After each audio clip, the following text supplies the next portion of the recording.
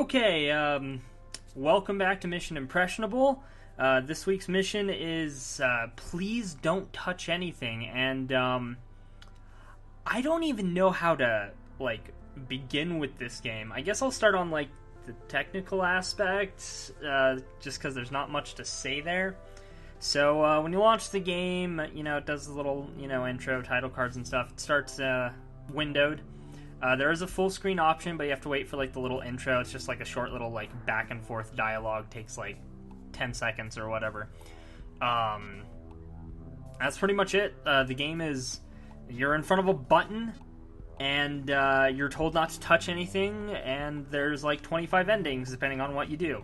There's of course an ending where you actually obey and don't touch anything, and everything else happens when you do touch stuff. So you hit the button and a thing pops up, and it just kind of goes from there. And God, I'm trying to think of the best way to talk about this without spoiling anything. It's very much a game about discovering what you can, figuring out what does what, and it is cryptic. The most cryptic puzzles I've seen in a game in a while. The clues are there. I ended up having to, after 20 minutes of messing around, I found a few endings.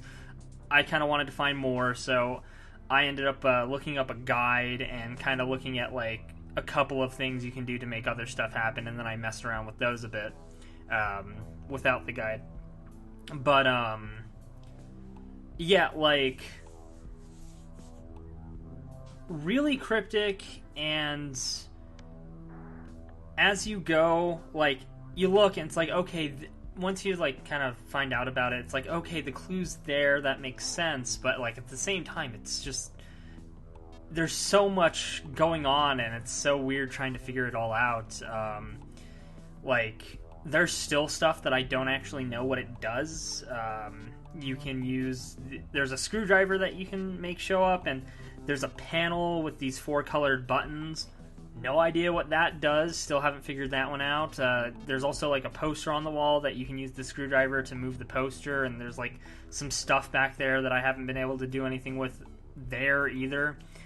So just all this weird stuff. And then of course, you can keep entering in, there's a way you can make a number pad show up, and you can enter in different stuff on the number pad, but if you do this other thing, you can enter something into this other number display will show up, and it'll change what the number pad does. And it's just what? So yeah, going in blind, it'll have a lot of moments that just totally surprise you. There was an ending that took me out of the game. It closed everything down. I was just oh, okay. And then there was one ending that just It definitely caught me off guard, just because I found it really quickly. I was 4 or 5 minutes into recording, and I was just what just happened? Okay. And I kept going. But, it's a game about, just kind of finding what's there, figuring out the puzzles, and it's really cool, though.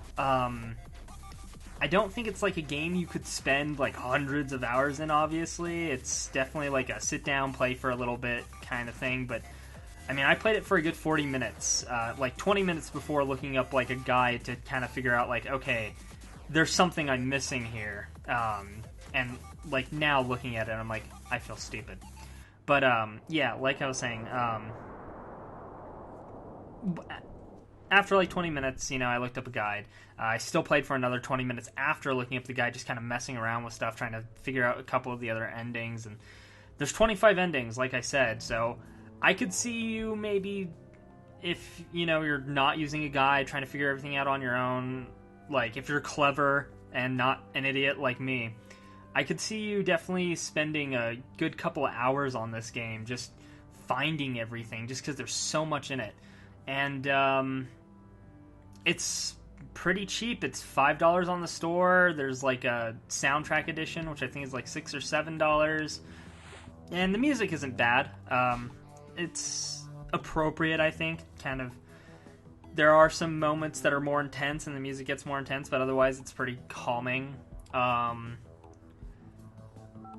Yeah, that's really all I have to say on this game. It's something that you should experience for yourself. Like, I would pay the full $5 for this. I think it's worth the $5. Even if you don't think it's worth that, like if it's not your kind of thing, maybe if it goes on sale, pick it up just to kind of try it out, mess around with it.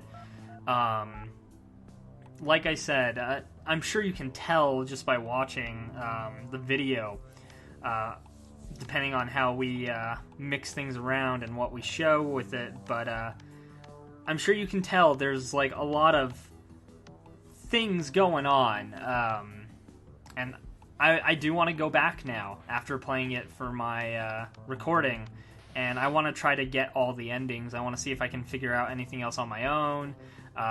There's a good chance I'll end up going in with a guide at some point and just unlocking everything just to experience it, because it's cool and it's interesting and it's kind of funny in some ways.